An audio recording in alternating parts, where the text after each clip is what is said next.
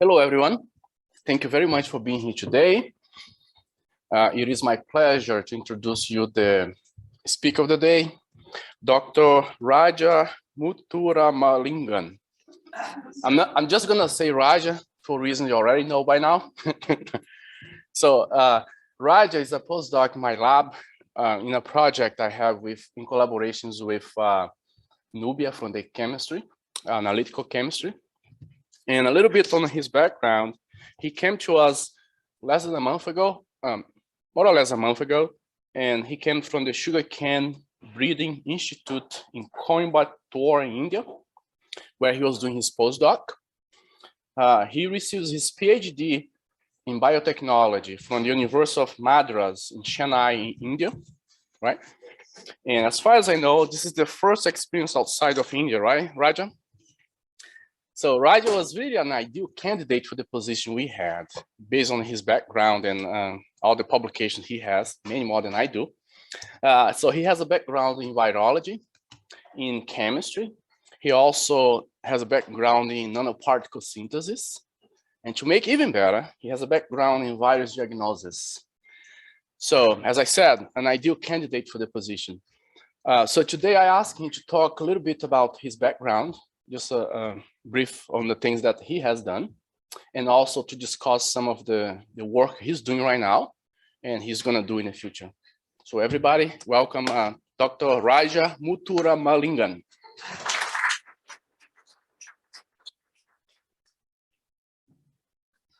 I can read my name like Raja Muthuramalingam. Very fast. Okay, fine. If I get my nose, 1 second.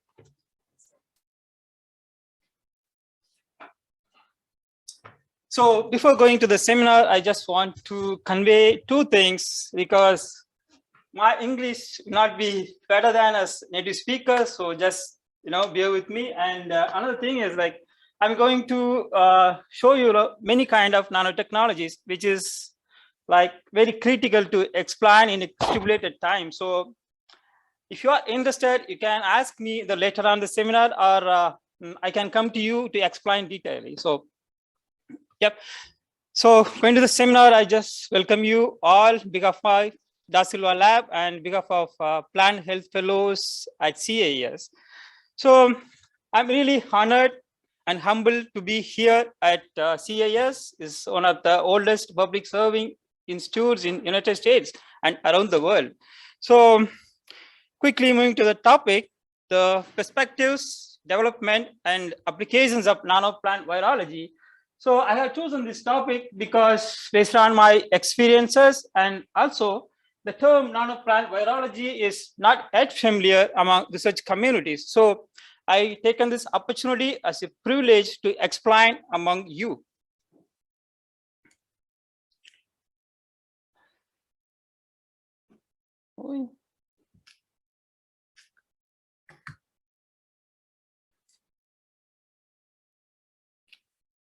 Sorry for that, it's not moving.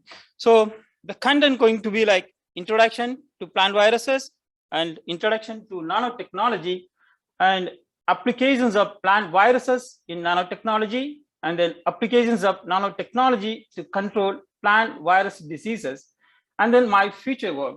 And third and fourth, you can see the differences. It's applications of plant viruses in nanotechnology. It's like how plant viruses are used in nanotechnology applications. And the fourth one is applications of nanotechnology to control the plant viral diseases. There's a difference between two titles. So here we are. Just go through it, take a break. Yes. So viruses is known to cause diseases to plants, animals, insects, and humans, and so many since from many centuries ago. You know that, right? But till date, there is no method, no mechanism can completely eradicate the viruses in this world. If you have anything in the mind like polioviruses or smallpox viruses, no, it's not completely eradicated from the world, because the polioviruses, the mutant strain of polioviruses has been recently reported in Pakistan and Afghanistan. And also the smallpox viruses, it says, United Nations says they eradicated completely at 1978, but it's not. Because the monkeypox viruses, they are recently reported in Africa, it's a mutant strain of smallpox viruses, they reported. So no method, no mechanisms can completely eradicate the viruses, because the viruses is really, really brilliant opportunistic parasites. They can steal information, they can steal the protein from host, either if it's a human or plant, the animal, they can steal the genetic information to survive at any adversible conditions. And another example, viruses can go dormancy for more than 10 years. Without any cause, it can go for a dormancy for 10 years till to find a suitable host. So virus is a really toughest contestant to fighting with. And nanotechnology has some kind of applications to control the viruses, but only few are succeeded here. But compared to conventional method, nanotechnology has some hope. That's what this picture is really meant. So do you think plant diseases are really important? Yes, it is. I have the answer here. According to the Global Agriculture Productivity Index, we are going to see a food shortage in very soon because of many reasons. One is like growing population and shrinking agricultural land, and then many factors causing crop yield.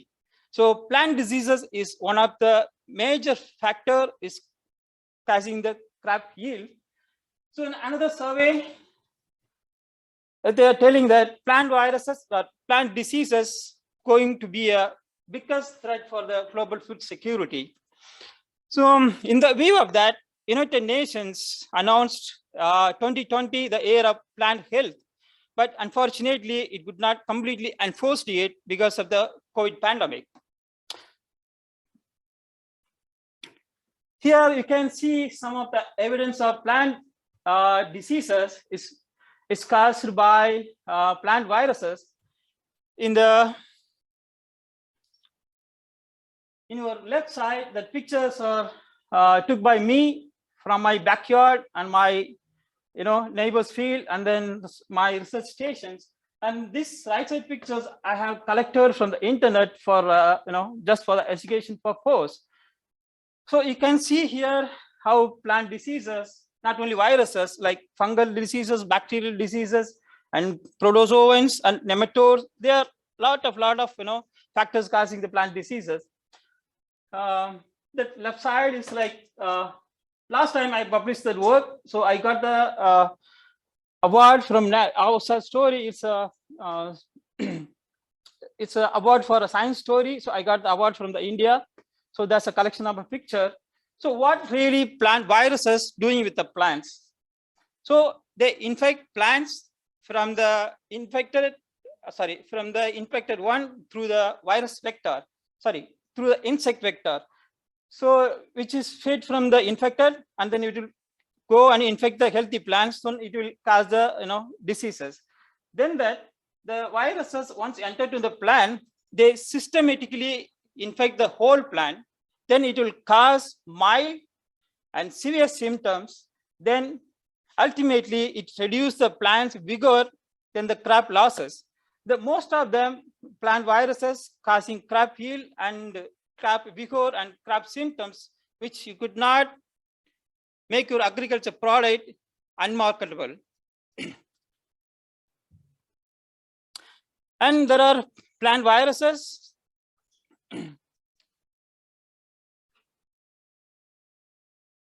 There are plant viruses, they can infect every food crops grown in the world.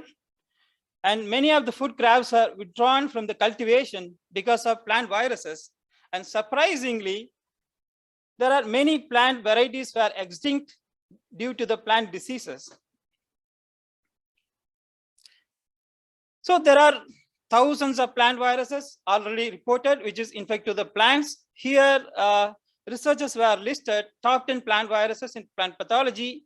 according to their virus transmission, I mean vector transmission and multiple hosts and the Kraft loss, recombination efficiency. There are a lot of factors they included to select this kind of viruses here. Here you can see I highlighted two viruses, potato virus Y and African cassava mosaic viruses, because both viruses could cause 100% yield loss in the field, which is cultivated by potato and cassava. Potato is a stable food crop in many European countries, and cassava is a stable food for African countries.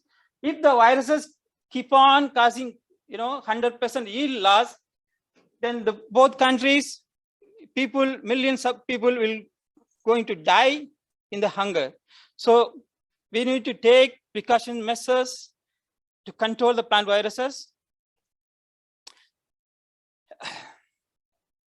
Here you can see the virus architecture. The plant virus is generally made up of two components. One is the capsid, and another one is the nucleic acid. So capsid is made up of coat protein monomers, and the nucleic acid will have a double-stranded RNA, single-stranded RNA, DNA, anything. The only difference between plant viruses and animal viruses, most of the animal viruses will have the enveloped protein, which is made up of glycoprotein or lipoprotein, and plant viruses will have only coat protein, because plant viruses doesn't need a ligand-based or receptor-based infection to the plants, because most of the plant viruses infected to plants through the sap-feeding insects. And by viroids, there are virus particles without the coat protein, only for nucleic acid. They are highly destructive pathogens compared to the plant viruses. Here, some of the common plant virus structures, which is revealed only by transmission electron microscopy with negative staining. Generally, it looks like rod, filamentous, spherical, and bacilliform, and then twin icosahedral. It's made up of two spherical particles. We call it a twin icosahedral. Sometimes it's called a Gemini virus particle. Gemini means it's two irispheric particle. This icosahedral, I have worked in my PhD, the virus name called bechomoviruses. Later on, you can see about bechomoviruses. Right. So my experiments and plant viruses. Here. Can you identify me? It was 2013. I was started working on plant viruses in my PhD. So I used to go every day, almost like 3 months, to collect the samples which is infected by bechomoviruses, just to study the disease incidence. So we got first reported a variant of squash leaf China viruses infecting squash plants in India. The bechomovirus is the biggest family of double-stranded RNA viruses. They can cause severe symptoms in all vegetable plants and animal plants, like whatever you are daily taking, like chili, tomato, onion, brinjal, everything. It will cause almost 70 to 80% loss to the particular plant varieties.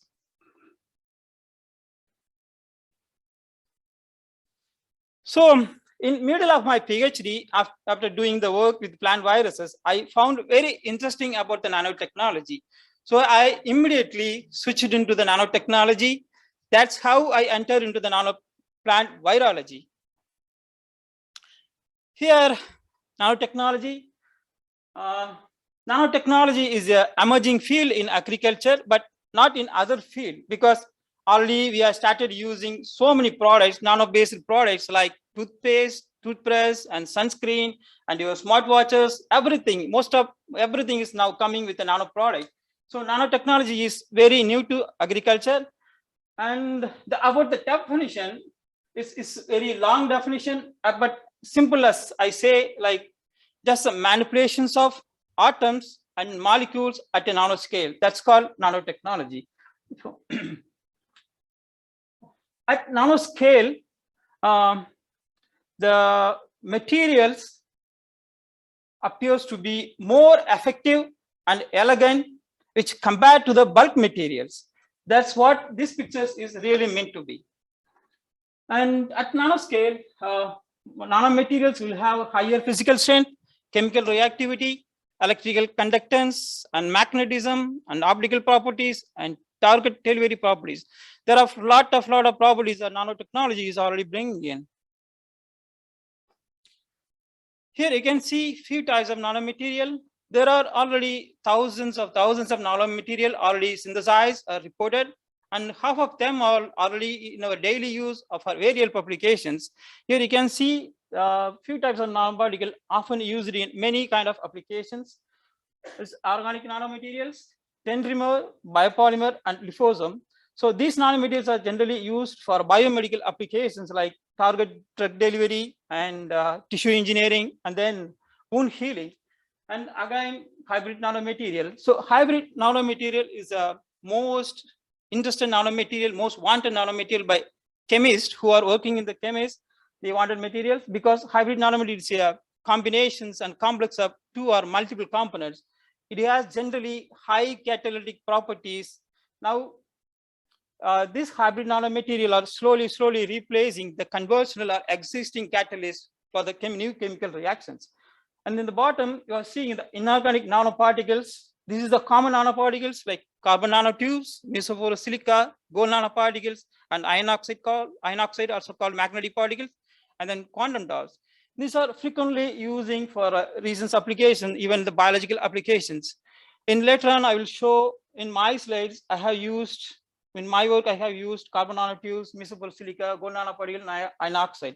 Here you can see quantum dot. So quantum dot is a nanoparticle, will have the size between 1 to 10 nanometer.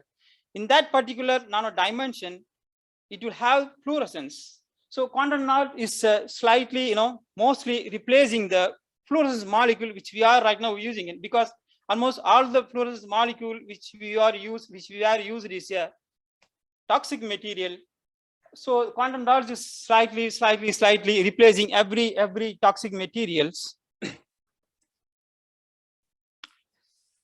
So we came to the make picture, applications of plant viruses in nanotechnology.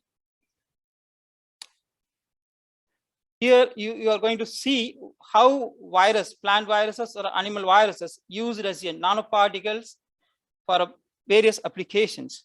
So in nanotechnology's point of view, all virus particles are virus nanomaterials. Can you guess that?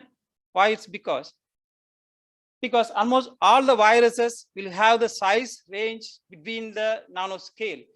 That's nanotechnology is thinking about the virus nanoparticles. So they have started using lot of things. Though first they started using as a TMV, tobacco mosaic viruses, for a surface mineralization. They used TMV, they used purified TMV for surface mineralization with many metal ions. It has some catalytic properties, bio-semiconductor properties. So slightly they used almost every viruses. And plant viruses, they are mostly prepared for that because plant viruses doesn't have the pathogenic properties compared to the animal or human viruses. So how they are using viruses as a nanomaterial?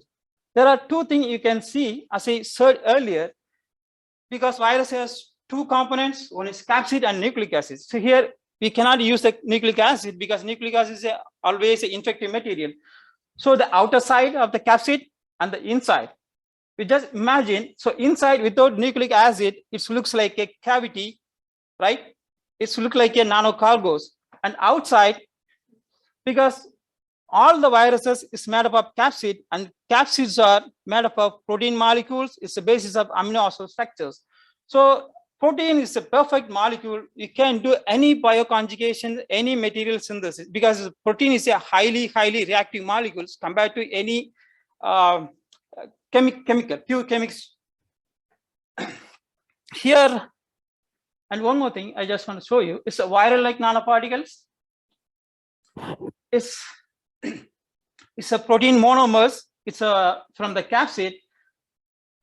In the previous slide, they tried to open the virus nanoparticle. It's called a catting mechanism, just pulling the nucleic acid outside.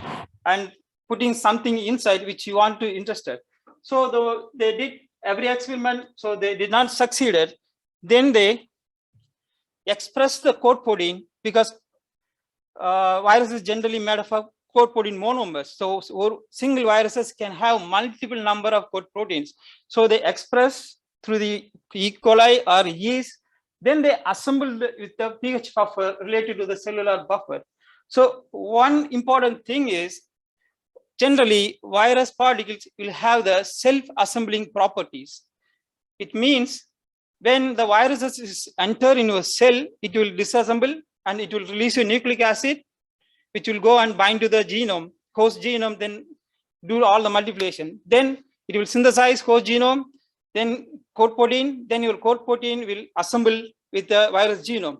This is called self-assembling properties. All viruses having the self-assembling properties because of the code protein.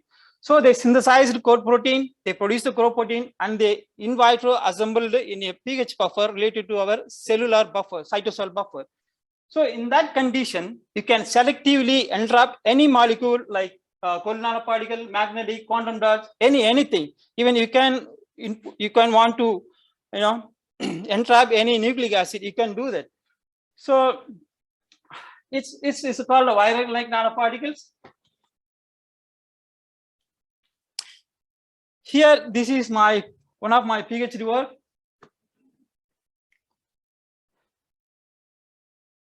Just take a look for a minute.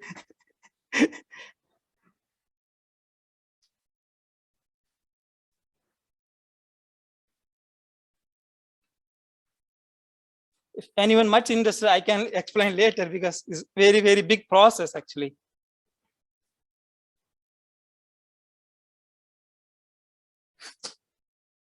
So here I synthesize, produce a code protein, becamovirus code protein, and then I in vitro assembled as a viral-like structures. In that conditions, I selectively entrapped the 5-fluorouracil, it's an anti-tumor and the gadolinium ion is a contrast agent, mRNA contrast agents. So I use this nanocargos for diagnostic purpose. Diagnostic means is a cancer diagnostic. So diagnostic means treatment at the same time diagnosis. So I used this technology for the tumor treatment and tumor diagnosis. So it's kind of monitoring. You can monitoring both time. So you can see the whole thing. And the top you can see the 10 images of in vitro self-assembled of virus code protein. So which I expressed through the yeast. And here you can see the MRI scan of mice lung cancer after applications of smart nanoparticles.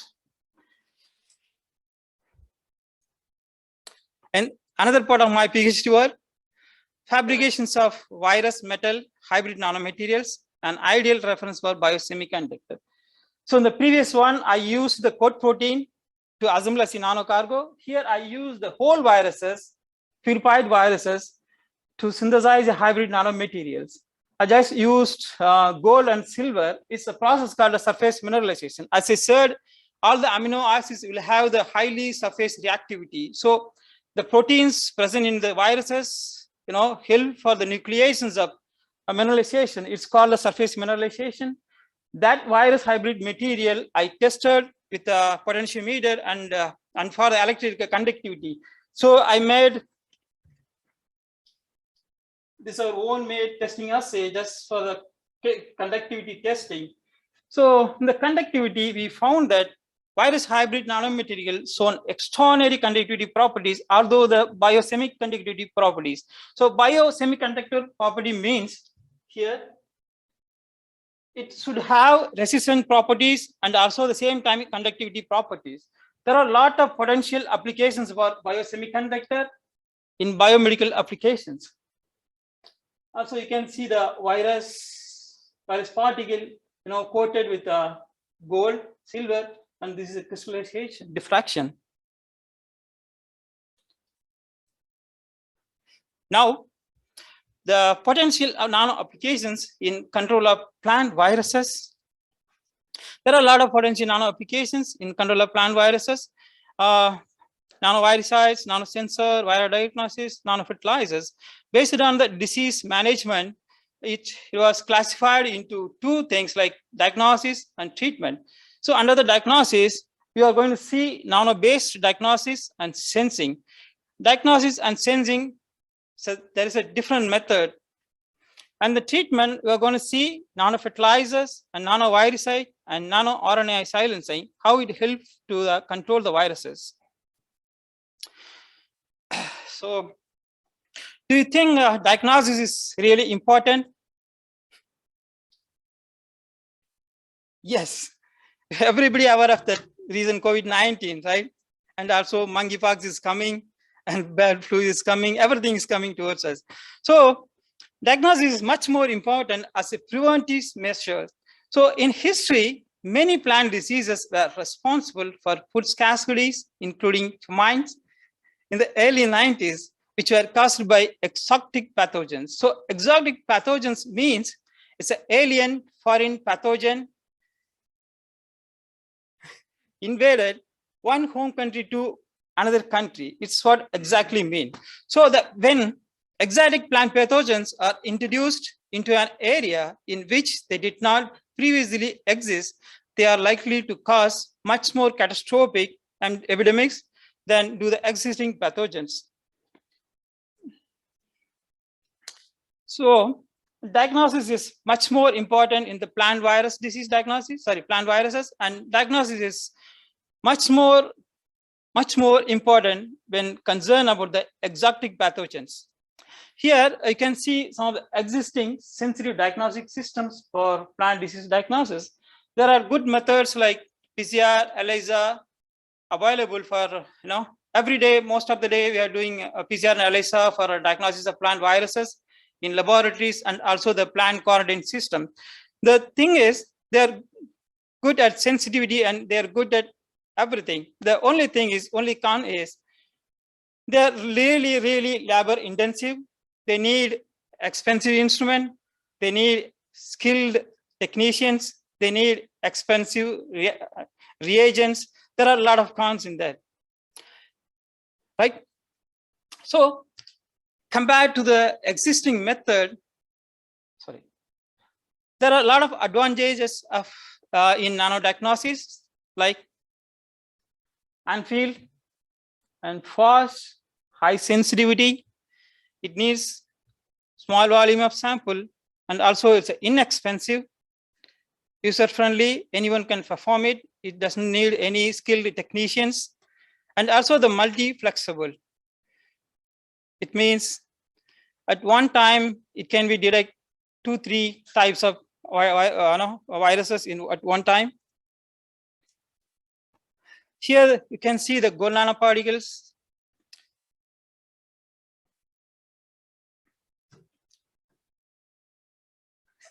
Let's see that. Okay, so here we go. So there's a different types of gold nanoparticles. So gold nanoparticles are used, more. You can see most of the diagnostic assays is employed with the gold nanoparticles. Even if you go the rabbit assay, any assay, mostly they'll employ the gold nanoparticles. So here we synthesize different types of nanoparticles to conjugate any probes like DNA, RNA, protein, aptamers. This, like why gold nanoparticles using in many diagnosis assay based on its optical properties and catalytic properties. This is one of the first assay we use to detect a plant viral DNA. So name is a colorimetric detection of plant viral DNA using gold nanoparticles conjugated oligo probes. So gold nanoparticle has some properties like LSPR. It's an optical properties. It's called localized surface plasma resonance. It will get aggregated once, like if any external stimuli, it will get aggregated, it will change the signal. You can see here, it's a gold nanoparticle. After the external stimuli, it will change the color of blue, right? So it's called optical based or colorimetric based detections. So we use these optical properties here. We synthesize gold nanoparticle and it's modified by the probe, oligo probe, which is complementary to the viral DNA. You got it right? So while applying the viral DNA, complementary viral DNA here, when it hybridizes, it will get aggregated, then it will show it will blue shape to the blue color, right? So it's a very simple, diagnosis method. It took only 2 to 5 minutes to detect that. Compared to PCR, just imagine the PCR. Generally, it will take whole day to run a PCR program, but here within 2 minutes you can test the plant virus, the presence of plant viruses here. If you really don't understand, I can have gold nanoparticles with me, and I can show that aggregations. Just a quick. So here I have 2 tubes of gold nanoparticles, right? So one control is just external stimuli, just sodium ions. So I'm already filled with. I'm not doing magic.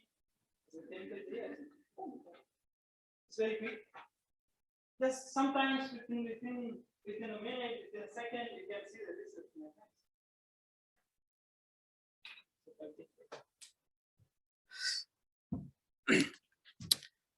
Okay, so another assay. So it's ultra sensitive nano-gold labeled lateral flow immunoassay for SOCAN viruses. So lateral flow assay is familiar among the pregnant women. It's generally previously it's called a pregnant test, and now it's a rapid test. You can, if you in the airport, everywhere they are checking for the COVID-19. It's called a rapid assay, right? So here, this assay we want to develop. We were developed for a SOCAN virus diagnosis. So in this assay, we have be able to detect 2 viruses at a time. It's a multiplex assay, and is much more used because in a SOCAN sample, SOCAN, you all know about the SOCAN, because SOCAN is a highly economic valued crop grown in most of the regions. So in SOCAN, basically cultivated through the vegetative propagations, tissue culture methods. In tissue culture method, virus also SOCAN is susceptible to most viruses.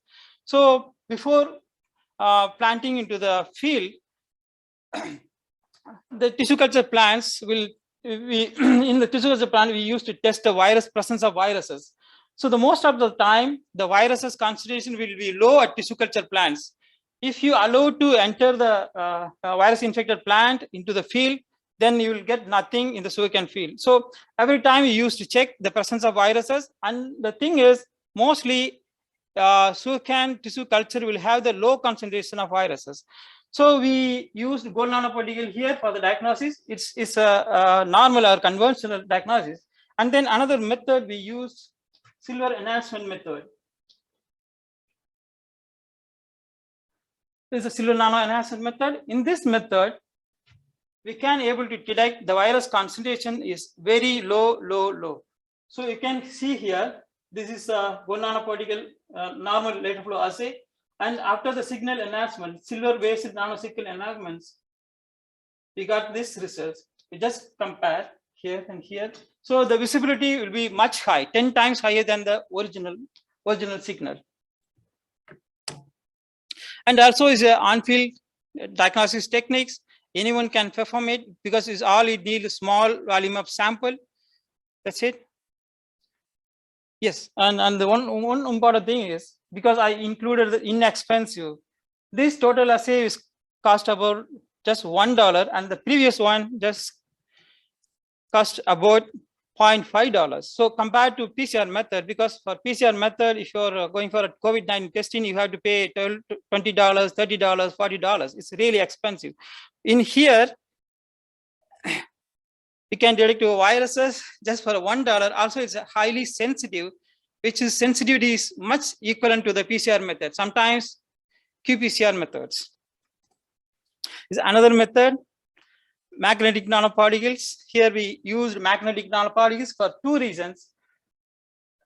Here, magnetic nanoparticles conjugated with probe, antibody probe, but specific to the viruses. So it helps to enrich the viruses from large volume of samples. This is a magnetic nanoparticle. We used to put the probes here, and then we apply to the samples which contain the plants. If the presence of low concentration or few viruses due to the external applications, I mean magnetic force, you can, enrich the viruses at one volume. So we use the magnetic nanoparticle for this purpose. And again, another purpose, even in the low concentration, it means if your sample containing like 10 or few viruses, which would not able to detect even the PCR, here this mechanism will help in that. So magnetic nanoparticles, also called as a nanozymes. It means the particle will have the enzyme-like activity. It will react with the substrate, enzyme substrate. We use the TMP, tetramethyl here. When react with the enzyme substrate, it will produce a blue color, which is enhance the signals 10 times more than the original signal. You can see it is a magnetic nanoparticle. And after adding the enzyme substrate, the color will be changed. It's highly visible to eye.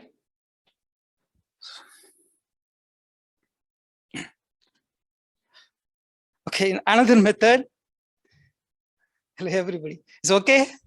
Okay, yeah. Okay. Here, the electrochemical immunosensing of SOCAN viruses.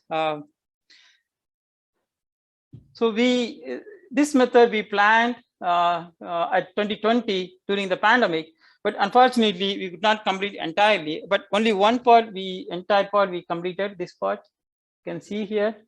I will tell you the electrochemical sensor. The previous one we have seen the diagnosis, but here is a sensor. So there is two different words. In the sensor, we use for detect the SOCAN viruses. Here, the electrochemical sensing method is a highly sensitive method because through this method, even one viruses, one bacteria, one fungus can be easily detected. So all it needs, the electrode and the potentiometer. It's a similar kind of glucometer which diabetes patients are using it. Just all you need, it will have the small handheld meter. It's called a potentiometer, and the electrode. They'll put the samples, either the saliva or blood, then they insert it. Within a minute, you will get a quantitative result, how much glucose is present in your blood. So kind of assay we had developed for this SOCAN viruses. And nanotechnology coming here is like we used to print the graphene oxide. We synthesize graphene oxide and we modify the graphene oxide as a ink. And we use the printer to print in the paper because in the nano assay, everything should be an inexpensive method. So we used a normal printer, just replacing the ink, normal ink with the graphene oxide ink. We printed the electrode in the paper. So, but unfortunately, we could not complete the work. Okay. Here you can see the wearable sensors. So for wearable sensor, the perfect example is your Apple watches or smart watches. So for a wearable, every wearable sensor is the basis of electrochemical sensor, right? I think everybody having the wearable sensor, I mean, watches. So it's the basis of electrochemical sensor.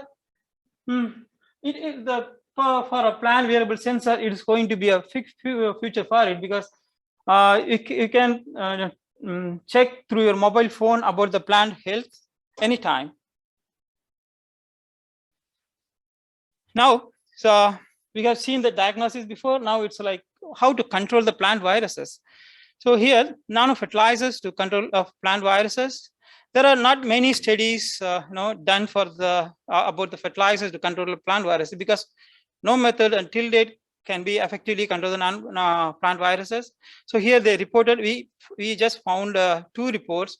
They mentioned that they use zinc oxide nanoparticles and titanium dioxide nanostructures to control the plant viruses, but no nanoparticles can directly fight with the plant viruses because if you see like funguses, nanoparticle to funguses, nanoparticle to bacteria, there is a different thing because nanomaterial have some synergetic effect to plant, bacterium or funguses, but in viruses there is no technology. I mean, no methods can be proved like it has a direct effect. Nanoparticle has a direct effect to the plant viruses. But here they showed they used two materials. What it done means it just enhanced the self-defense mechanism in the plant, like salicylic acid pathway or jasmonic acid pathway. That's it. And then they effectively reduced, after applications of zinc oxide and titanium dioxide, they reduce the virus concentration and the symptoms which is caused by the viruses. Nanoviricides. It's a recently emerging, technology just invented by the plant virologists. Here they used quercetin. Quercetin is a flavonoid isolated from the plants. It's kind of philandine because philandine has a antiviral activity like to hepatitis. Like that, they use the quercetin. It's a flavonoid isolated from plant to control the viruses. So they used, because since quercetin is a hydrophobic, they used nanoliposomes to enhance the solubility and stability of the quercetin inside the plants. So compared to conventional quercetin formulations, quercetin with nanoliposomes enhanced the virus's activity and it reduced the virus concentration in the plants. The final one, RNAi silencing for plant viruses. RNAi silencing is a only viable method can control the plant viruses efficiently. So it's a pathogen-derived self-defense mechanisms found in all eukaryotic cells. The external applications of virus-derived double-stranded RNA can activate the RNAi silencing inside the plants, which is like a cascade of reactions and mechanisms. At the end, it will effectively suppress the virus replications. So this is only available, like efficient method to control the plant viruses here. So nanotechnology is coming here.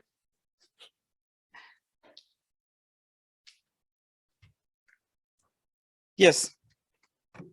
So there is no nanomethods are still, combined with any RNAi silencing method. So that's why I am here, because the RNAi silencing, what is presently or currently doing with Da Silva lab. So they recruited me to just use a nanotechnology to control potato virus Y.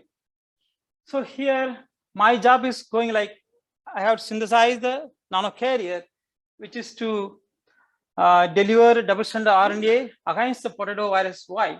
So here, why nanocarrier is needed? Because applications of double-stranded RNA, there is a chance of premature denaturations before and after applications. So double-stranded RNA can be easily get denatured from the environment or in this plant. So here the nanoparticles can help to protect the double-stranded RNA before and after applications. And another, it can conjugating with the double-stranded RNA, it can slowly release to the double-stranded RNA inside the plants throughout the lifetime of the plant. So it can protect the virus, we can protect against the viruses throughout their lifetime. So this is our work we are going to do. Almost, like we have done some preliminary work, so it's like quite good work. So we believed that nanocarrier going to be an effective nanocarrier with RNA silencing, going to be an effective method for RNAi, to control the potato virus Y. That's it. Thank you.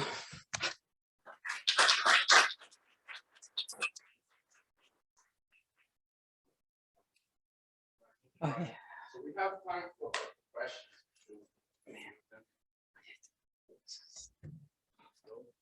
How do you plan to link the double-stranded RNA with your nanoparticles? Okay, can you repeat the question? Yeah. Sorry, sir? How do you plan on linking your double-stranded RNA to your nanoparticles? Okay. Right. So can you repeat the question for the folks in this one? Repeat the question so people can listen. Okay. Yeah, sure. So you asked me like, how I'm going to be conjugate the double-stranded RNA with nanoparticles, right? Okay, it just, so double-stranded RNA will have the negative charges because the backbone of the any nucleic acid will have the phosphate charges, which means negative. And we are already synthesized some positive charged silica nanoparticles. So just it's going to be electrostatic interactions. Oh, Yes, not covalent interactions. If we do covalent interactions, it may not release the double-stranded RNA inside the plant. So it's just electrophilic interactions. When you go inside the plant, there's a lot of a lot of things available in the plant. So it will slowly suck your double-stranded RNA. So it's like steady release. It's going to be steady release. When it's electrostatically conjugated, it's going to be a steady release.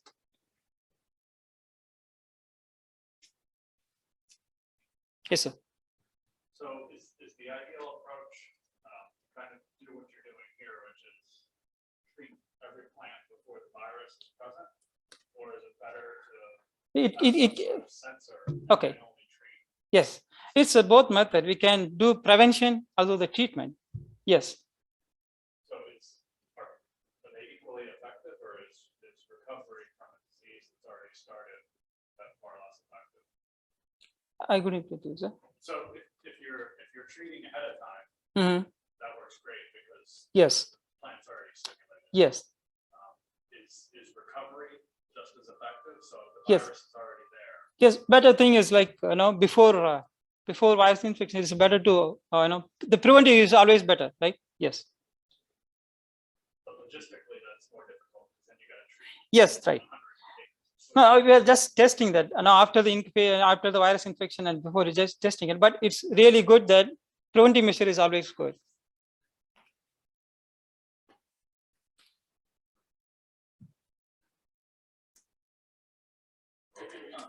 I imagine these approaches have been used before in some degrees in other systems. Yes. So they use bioclay nanomaterial, but that's only one study.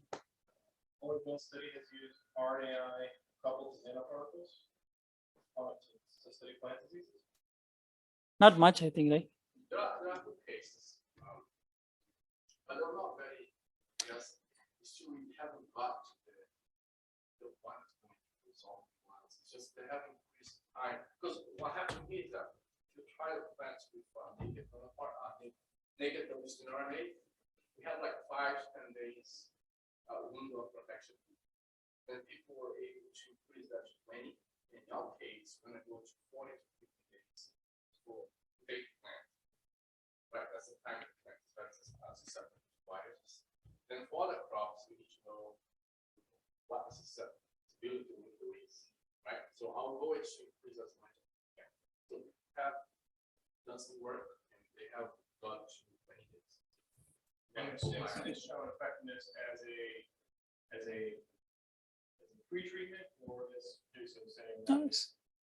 Well, yeah, so primarily as a preventive, as a vaccine, if you will, but people have used not double-stranded RNA, but small RNAs to actually treat plants. So as our infected, they treat it with small RNA and over.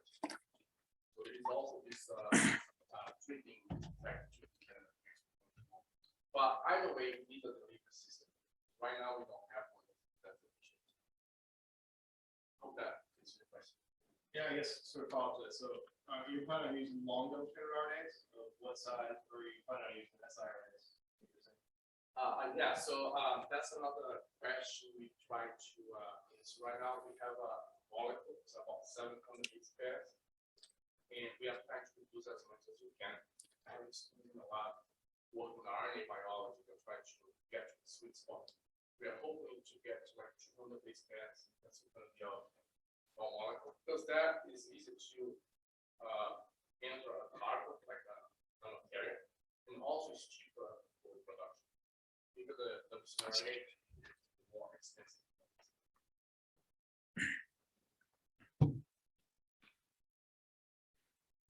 So it looks like you are injecting something, some exogenous product is going inside. Right? Yes. So do you have any idea like how the immune system of the plant is going to react? Yeah, that's right. But because the plants will have the control mechanism. It's called the RNAi silencing is a control mechanism. Every plant, every eukaryotes have a control mechanism. Then any foreign material, you were saying like exogenous, it's considered as any foreign material. So it will get activated, that's it. So it's similarly, we are doing with double-stranded RNA. There's no difference in that. No, it's because in you are conjugated the nanoparticles with the RNA molecule. How your body is going to react against this nanoparticles? Yeah, but okay, but here is a in silica nanoparticles has no toxicity evidences and no toxicity history, and it's a biocompatibility, highly biocompatibility compared to any other materials, because people are already reported silicon nanobody doesn't have any, it's not activating any immune system related to the plants. So it's really safe to use a silicon nanoparticle. Only few nanoparticles. We are not going to use many of nanoparticles. Silica, sometimes bioclay, cellulose. Most of them are biomolecules related, which is friendly to the plants. Are also done with this kind of studies that we do the treatment with the nanoparticle itself to see what are the effects of it. Yes, but the only one thing is like any applications, if we are using nanoparticles for applications with the defined concentration, I mean the small concentration is always good. If the concentration go high, it will create toxicity. Even if a silica, the high concentration maybe creates some toxicity. Right. Okay. Do you think you could design a system that's actually stable enough that you can do this seed treatment? Because I mean, kind of the best approach here would be you've got potato, the 5 or 6 viruses that are likely to attack it during its lifespan, right? Come up with some sort of seed coding and put all of your RNAs in there, and then seed as it germinates and have access to everything. We're never going to be able to get that kind of stability. Can you question? Yeah. So Dr. Jason is asking like, we can treat potato tubers for a double-stranded RNA application because it can going to be protect the whole plant system when we are cultivating in the field, right? It's possible, but there is no many studies, right? Yeah, we don't know any studies, but that's one of the ideas, especially. Okay, so we have to understand your system. Jumping ideas, right? In our case, we are working on potatoes because potato virus why is such a big problem in the West and the world. So if we look at the system, and this is not really applied for a farm per se, it's more like who's growing tubers for seeds. In that case, because this is going to be a price technology, and the product simple is very pricey too. You buy simple bits for $50 a pound, then it's put at the grocery store. Regular potato is like $1, right, a pound. So it's 50x, sometimes even more. So it's, but then it's a technology that they will, I guarantee you, to go back, it's going to reduce the impact of the virus system. They're going to adopt it because they spend a lot of money just testing plants and try to both plants to be able to meet the minimum requirements for virus infection cell. Right. So there is I have this. We are in the initial phase of this. So my idea is to have that also to treat tumors, right? So because they do tumor treatments for fungicide against some fungal pathogens already. So it's a matter of adding our product to the solution, and then hopefully that will make the tumor resistant, or the plant coming out of the tumor resistant, because why any other virus that we might target. So that's one idea. Another idea is to, we are focused on a single virus right now, but I need to add other viruses to the system. So it's just a matter of synthesizing the right double-stranded RNA, right? It's going to be efficient, then add to the system too. So you might have many different double-stranded RNAs for many different viruses that are going to help the plant to fight many different viruses.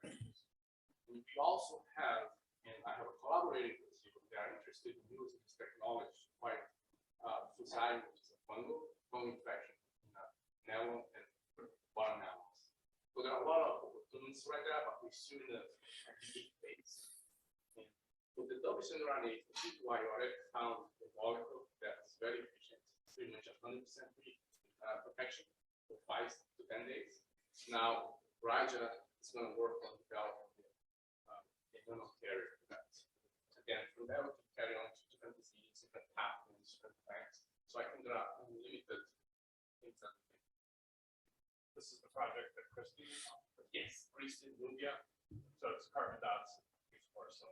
Yeah, that's what Christy is working on, and so it's going to work on particles. So we're going to test particles. Any other questions?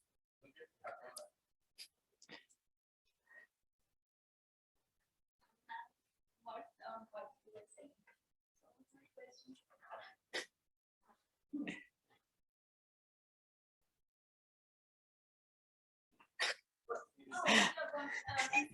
I was just curious if you have seen any from your previous slide on the shape of the virus. Is there any correlation? I know that there are a lot of factors that affect the infection rate or how they infect. Is there any correlation between the shape and how much disease you get from viruses that are like a rod shape or a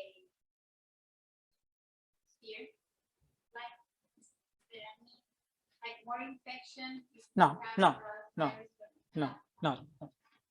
Generally, all the viruses will create mild symptoms, all the viruses, and then finally severe symptoms. There is no difference there.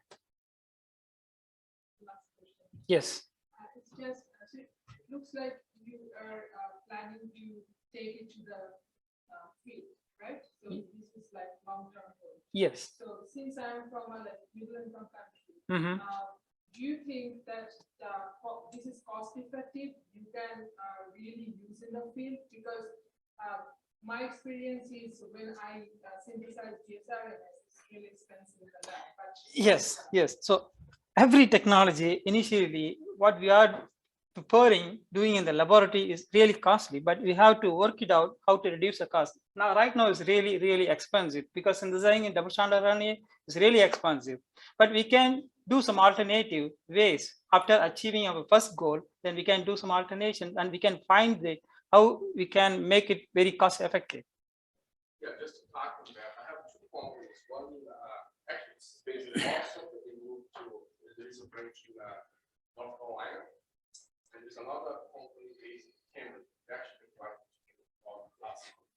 So the 2 companies, 2 individual companies, they have developed technology to reduce the cost of production of RNA almost 1,000x. That's what they do.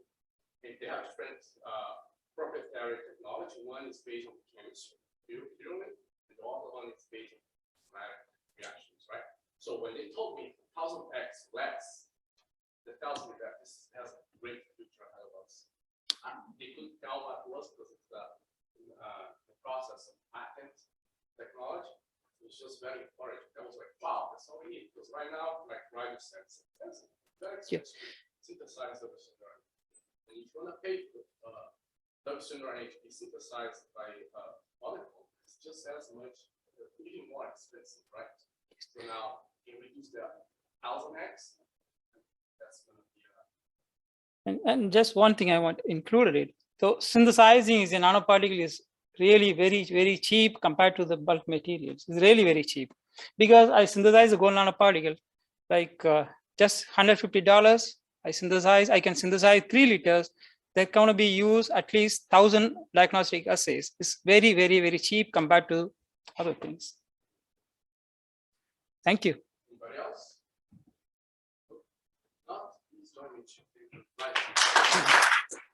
Thank you.